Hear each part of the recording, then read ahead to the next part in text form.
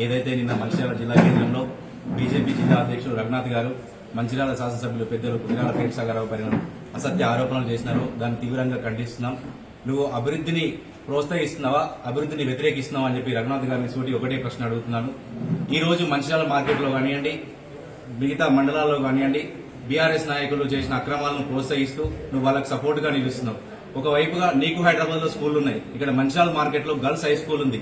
ఆ స్కూల్ దగ్గర మూత్రశాలలు, టైలర్లు పెడితే ఆ మహిళలు ఎంత ఇబ్బంది పడుతున్నారో గుర్తించకుండా వాటిని తీసేస్తే ఈ రోజు ప్రేమసాగరరావు గారు కూల్ చేస్తున్నారని మాట్లాడుతున్నారు.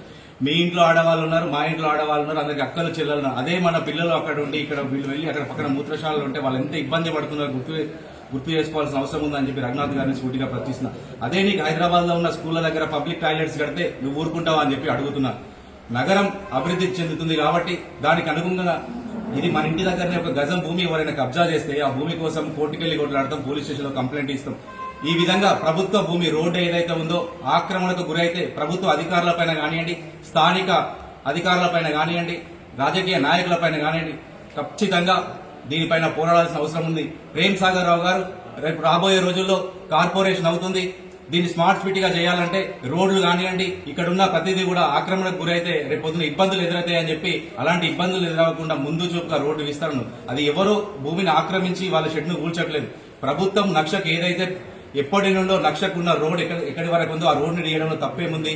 నువ్వు ఈ రోజు వ్యాపారస్తులు అంటున్నావు. అదే ప్రేమసాగరరావు గారు ఎంబడి తిరిగి 24 గంటలు ఎన్న వెంటలు ఉన్న వారి ఆక్రమించిన కూడా వారి కూడా కట్టడాలు కూల్చేస్తున్నారు. ఇది గమనించాలి. నువ్వు ఓట్లు వేయలేదనో, ఓట్ల కోసం రాజకీయం చేసే వ్యక్తి ప్రేమసాగరరావు గారు.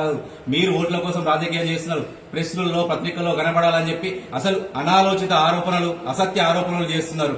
అదేవిధంగా మీరు హాజీపూర్ మండలంలో ఎంపీపీ గారి భర్త మందపల్లి శ్రీనివాస్ గారు వారి అక్రమాలు, అక్రమ నిర్మాణాలు, భూ కబ్జాలు, వారి సెటిల్మెంట్లకు ఆ రోజు అతను చేసిన అరాచకాలకు అతని మీద కేసులైతే నువ్వు ఇలా పోలీస్ స్టేషన్ చెప్పి మందపల్లి శ్రీనివాస్ మీద కేసులు పెట్టొద్దని చెప్పి మాట్లాడతావు. అదేవిధంగా స్టేషన్ జైలుకి వెళ్లి ఇలా పరామర్శిస్తావు.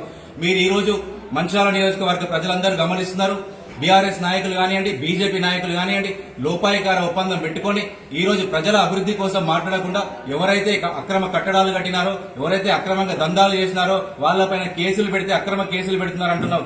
ఆ రోజు మేము 10 సంవత్సరాల్లో అదే రాపల్లి గ్రామంలో మాజీ ఎంపీటీసీ వెంకటరెడ్డి జైనింగ్ ప్రోగ్రామ్ లో పెద్దలు ప్రేమసాగరరావు గారి ముందే మేము ఆ రోజు జరుగుతున్న అన్యాయాల గురించి, ఆ విలేజ్ లో జరిగిన కబ్జాల గురించి, అక్కడ ఉన్న లోకల్ బీఆర్ఎస్ నాయకులు చేసిన అవన్నీ వాటి గురించి మాట్లాడుతుంటే ఆ రోజున్న ప్రభుత్వము, ఆ రోజున్న పోలీసులు అడ్డుపెట్టుకుని నా మీద ఇంకో 3 మీద కేసులు పెట్టి 2 రోజులు అక్రమంగా కేసులు పెట్టి అక్రమ కేసులు కాదా?